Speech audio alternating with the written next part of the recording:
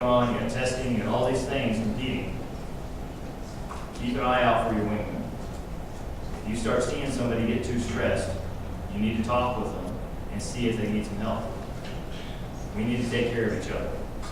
Colonel Sherrington and I have both seen, and I'm sure Sergeant Jordan has seen in our 20 years each, somebody on active duty that we've known that's not here today because of that.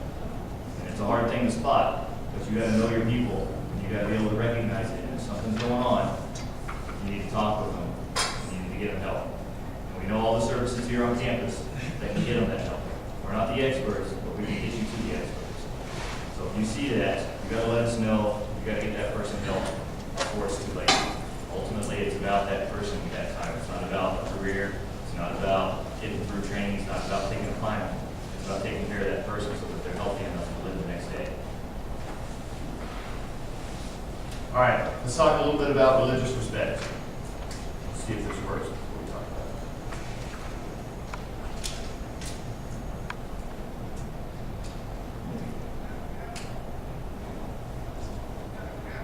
it. Ukraine. Another from Puerto Rico. We've got Japanese, Chinese, blacks, Hispanics, Cherokee Indian, Jews and Gentiles. All American. Now here in the States, some men in this unit may experience discrimination because of race or creed. But for you and me now, all that is gone. We're moving into the valley of the shadow of death, where you will watch the back of the man next to you as he will watch yours. And you won't care what color he is, or by what name he calls God. They say we're leaving home. We're going to what home was always supposed to be. So let us understand the situation. We are going into battle against a tough and determined enemy.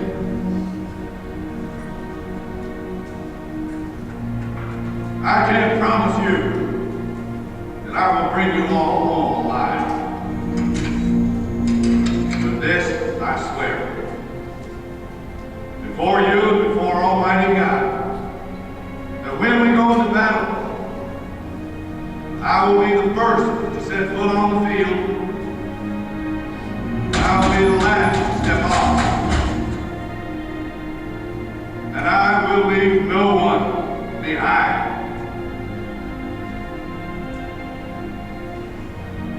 Dead or alive,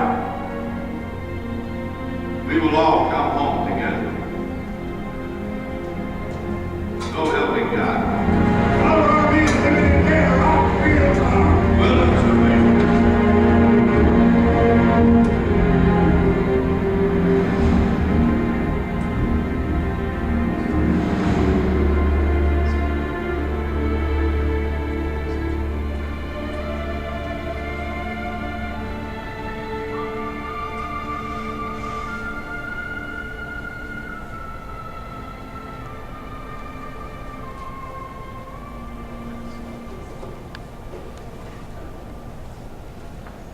All right, so you guys are all endeavoring to enter a profession where you have to trust the man or woman next to you with your life.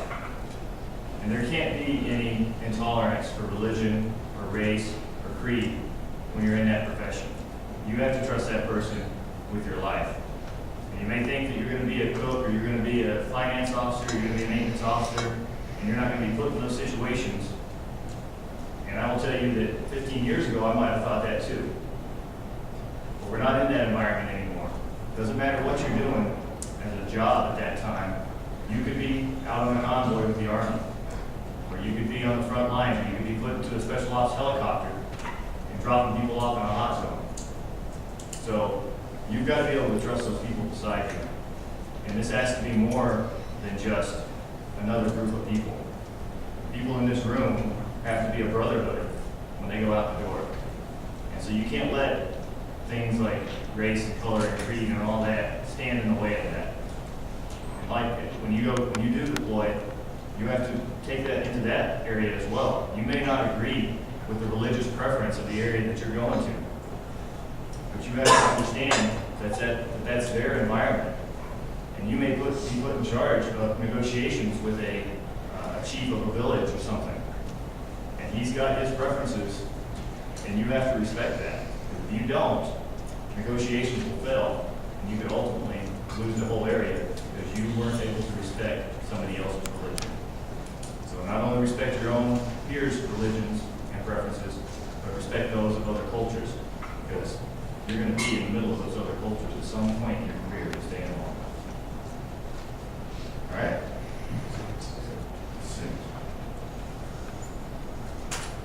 All right, so standards. It's our way of life, right? Like I said, we're a brotherhood. We're not the average Joe out on the street. More is expected of you. You're coming into an environment of higher standards. So you're going to be watched, just like the Colonel was saying. You're going to be watched at all times. You're going to be evaluated at all times. And people are going to be hypercritical of you being in the military. What somebody else can get away with out on the streets, you can't get away with it. You just can't. People are expecting you to be better. So you have to be better. Perception is reality, right? If they think that you aren't up to snuff, then you aren't. Because to them, that's what they saw. They saw that one time that you were acting crazy down at Joe's, and you happened to be in uniform when you were walking by and decided to, everybody get up on the table and dance while I'm in uniform. That's all they're ever going to remember. The Air Force is crazy. All the Air Force is crazy. They can't control their own people. Because of one misjudgment. All right? Like Colonel Charrington said, you represent the Air Force, they're not going to know any difference. Practice like you play. This is your time to learn. This is your time for active duty to figure it all out. When you get to active duty, you've had 4 years to figure out how to act right, how to act like an officer should act. Those enlisted guys are going in day one after high school a lot of times. That's why a lot of your airmen will be a little more immature than what you are. By the time you get there, you've had 4 or 5 years to mature. Now it's your turn to lead those airmen. Teach them the proper ways to be good airmen and not immature. Teach them the same things you're learning now about representing the Air Force and being proud of the Air Force that you're in.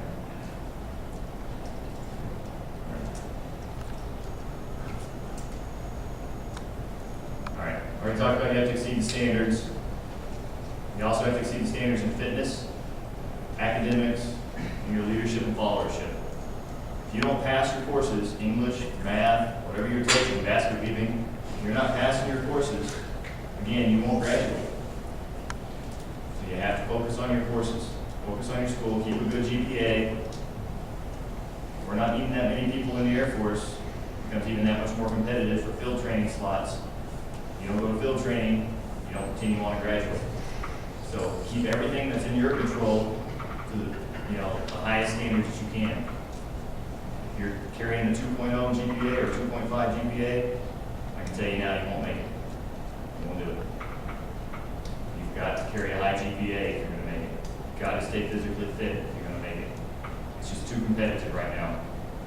The Air Force is honestly looking for 4.0 athletes, 4.0 people that can run fast and do a lot of push-ups and sit-ups.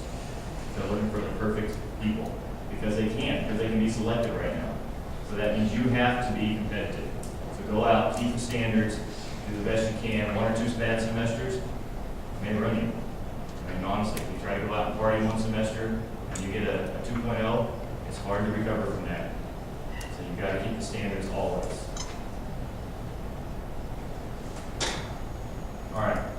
I'm going to brief all the mandatory Form 16 items after this. But does anybody have any questions right now for Lieutenant Colonel Charrington or myself before we go into more paperwork? So I'm going to hit that pretty hard and fast so we can get through it. No? All right. So does everybody have the Form 16 with the mandatory briefing items on it? Everyone should have one. 100s through 800s.